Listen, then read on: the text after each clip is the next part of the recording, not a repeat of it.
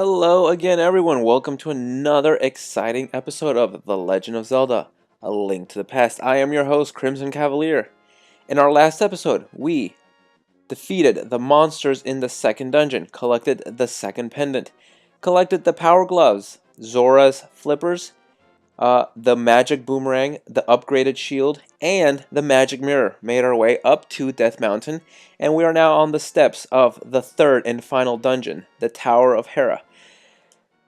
Here we are, the map of Hyrule. As you can see, we're at the top of the mountain.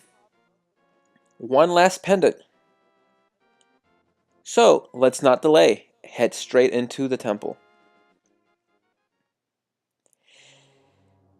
This is the last temple before we collect all three pendants, and we are introduced to a new gameplay mechanic. As you can see, there are two types of tiles on the floor, the blue and the red.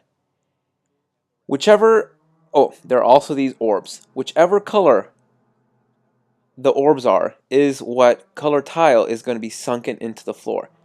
If I hit this, it turns blue. Blue tiles are now sunk into the floor. If I hit this again, it's red. Red tiles are now sunk into the floor. You can hit this with bombs, arrows, boomerangs, or sword. This is something you need to get used to because we're going to be seeing these from here on out. So, first things first, we need to head down. In my usual way, I'm going to be playing this as quickly as possible without delay. There, got the key. That's all I came for. Now, if I remember correctly, I think I need to go this way first. Now, you remember our shield can now reflect fireballs. Be warned that that does not include these kind of fireballs that these guys shoot out. This is a treasure chest. We can grab it. It's the map. As per usual, well, the map is not the most useful thing, but we have it, so whatever. Here's the tile room. You may remember these from the last episode and the last dungeon. We cannot stay in the doorway this time, so we're going to head into one of the corners of the room, and we're just going to hold our sword out like this. Every time a tile comes our way, our sword will deflect it. And it really is that simple. That's it. We're just going to stand here.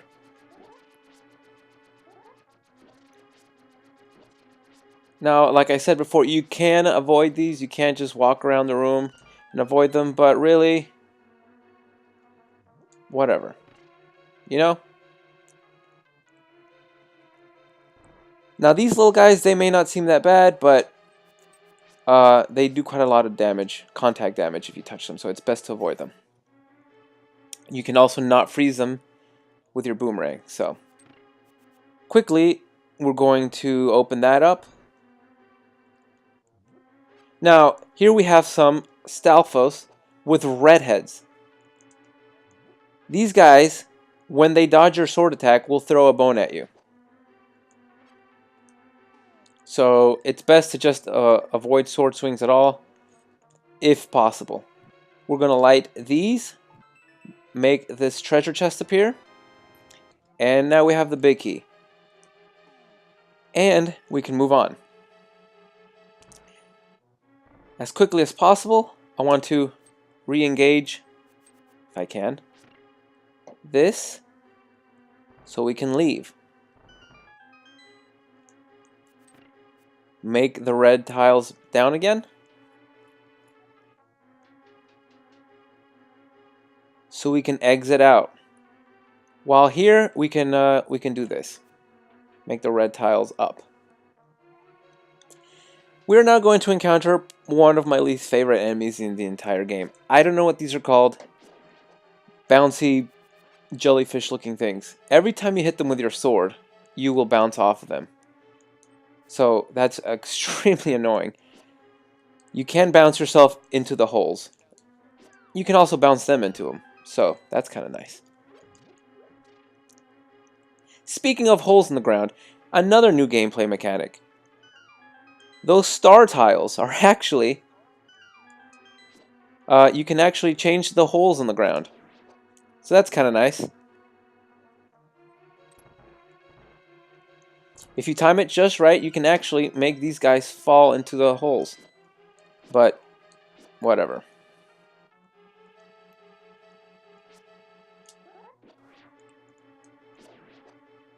We're just going to keep on moving. This is a very straightforward dungeon. No kind of trickery. What we're going to do, though, is we want the red tiles to be down for what's coming up next. So we're now on the 4th floor. Like I said, those guys are kind of dangerous. I want to try to avoid them if possible. But their movements are so erratic, it's really hard to tell where they're going to go. In this treasure chest is the compass. Don't really need it, but I mean, it's here. We're not going out of our way to grab it, so I don't see a problem in getting it.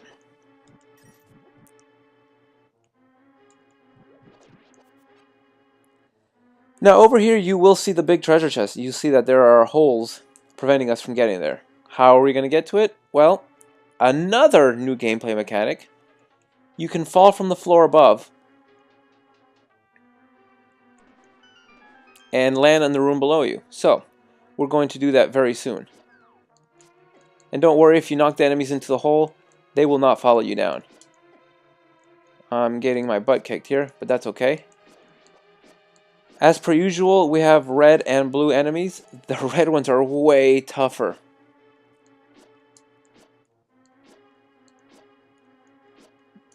Look at this. It's just ridiculous how much stronger they are. That's fine. No big deal. So this center hole is where we're going to drop down into. And it's going to land us right where we want to be. The treasure chest contains the Moon Pearl, which protects the hero from the changing effects of the golden power. If you want to read this tile, it's pretty much Sahara telling us that the Moon Pearl is in this tower, and we have to get the Moon Pearl. Pretty much, if you don't grab it, you're going to change into a bunny every time you go into the Dark World. As a bunny, you can't use any items, so you're pretty much screwed if you don't grab the Moon Pearl. I have forgotten it before, and it's really annoying. Now there's one more thing we can do. If we drop into this hole right here, actually let's do it. We're going to fall into this hole, which will make us fall into this hole, and so on and so forth.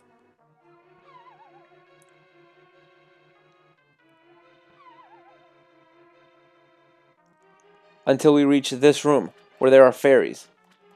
Stepping onto that tile, we will transport right back where we were. And now I told you I wanted the red tiles down, and this is why.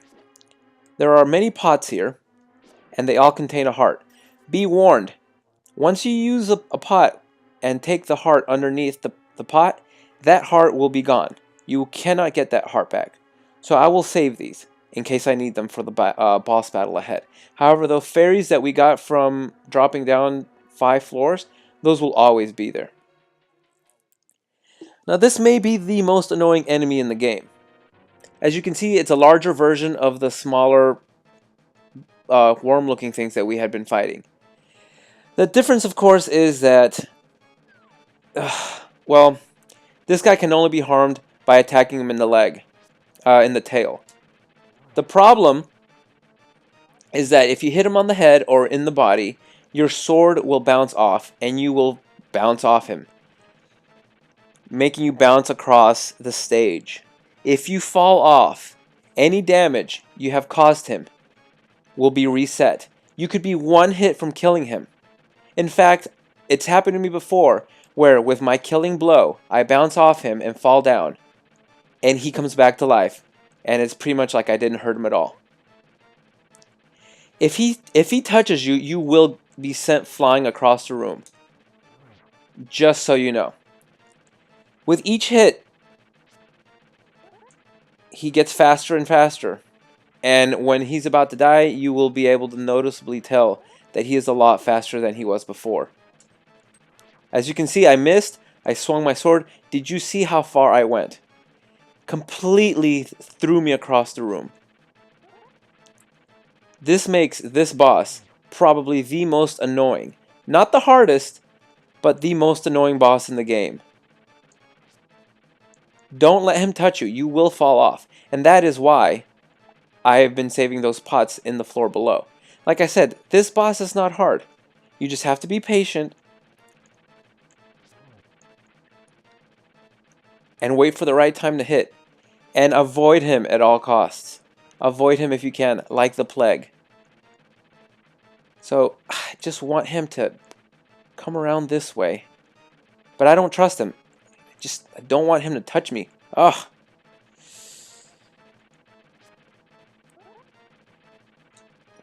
If I miss, he will fling me. And, I mean, it's so annoying to get thrown off. I have spent... Alright, I think we're one hit away. Alright, you see how fast he's gotten? We're one hit away from killing him. I really hope I can get him. I really don't want to do this over and over. Ah! Got him. And with that, he's dead. Got our heart container, and we have the third and final pendant. Guys, we've done it.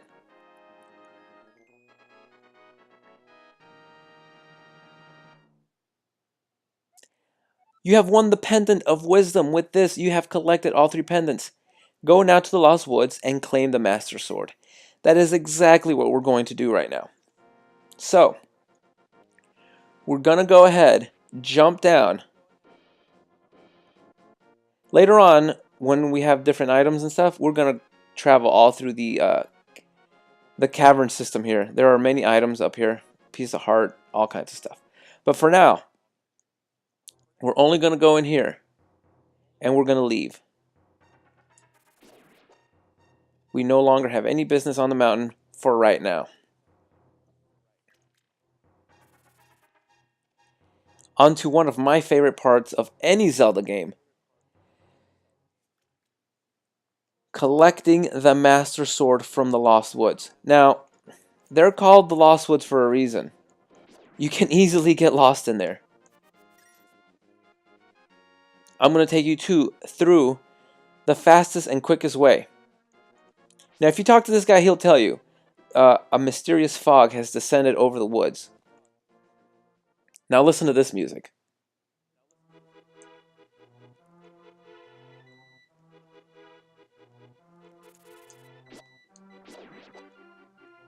One of my favorite songs in the game. You will find these fake Master Swords all over the place. Don't be fooled by them.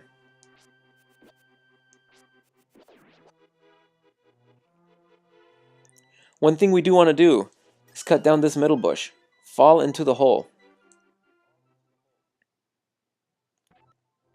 And collect another piece of heart.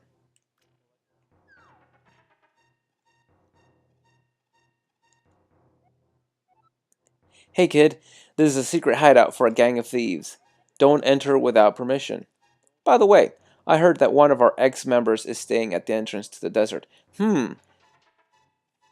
If you recall, there was a strange gentleman sitting at the entrance to the desert, indeed.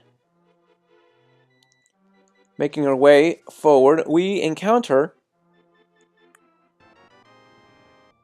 this mushroom. It smells sweet, like sweet rotten fruit. You can give it to anyone who wants it, but who would want such a thing? Well, we'll find out.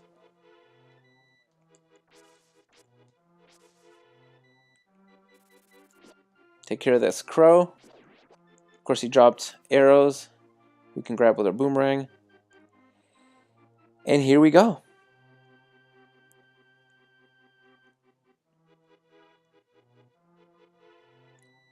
Look at that.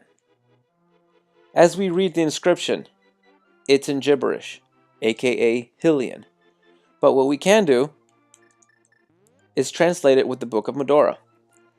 And we get a little poem.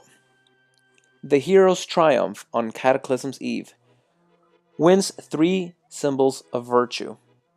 Then, the Master Sword he will then retrieve, keeping the knight's line true. That poem being read, Are we the true hero? Let's find out.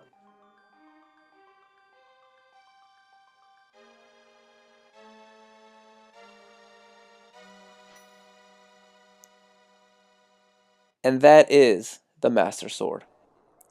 Suddenly, Saharsala contacts you telepathically. Link, it is extraordinary that you won the Master Sword that makes evil retreat. With this shining sword, I believe you can deflect the wizard's evil powers. The destiny of this land is in your hands. Please, Link.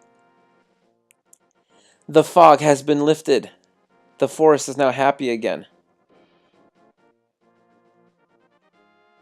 But wait. Link, help! The soldiers are coming to the sanctuary. I.e. We need to make our way to the sanctuary now. We have to protect the princess.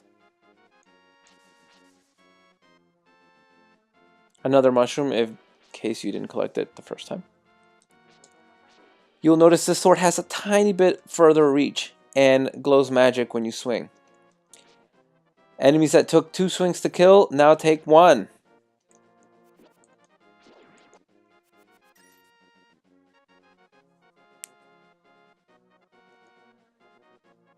We're heading straight to the sanctuary.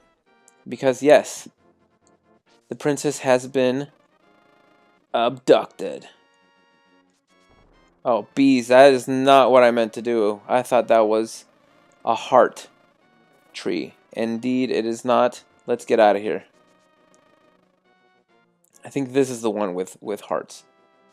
Or berries. And I would like to have full hearts so I can show you that you can shoot beams with your sword. Much like in the original Zelda. But enough about that. Here we go. Let's protect the princess.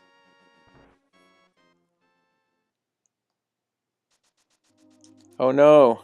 It seems like we are too late. Link, you are a second too late. I have failed. Zelda, the soldiers have abducted her. They've taken her to the castle. You must find her before the wizard works his magic. Please, you're our only hope. And with that, the priest goes to heaven. I'm assuming he would go to heaven. With that knowledge... Oh, come on. We must make our way to the castle to rescue the princess.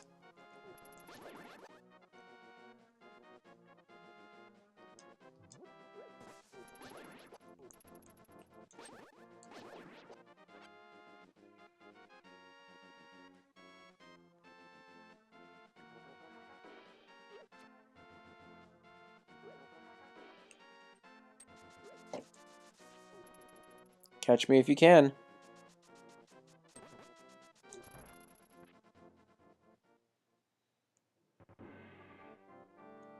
We're going to do this the most painless way possible.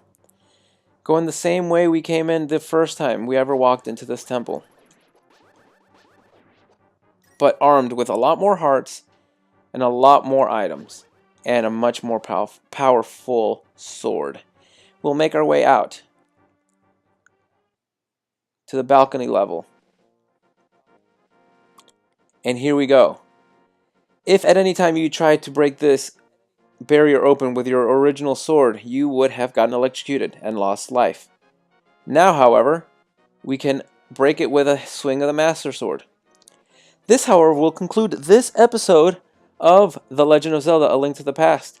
In our next episode, we will go into the top level of the castle. We will try to rescue the princess and defeat the wizard once and for all. I hope you will join me for the next episode.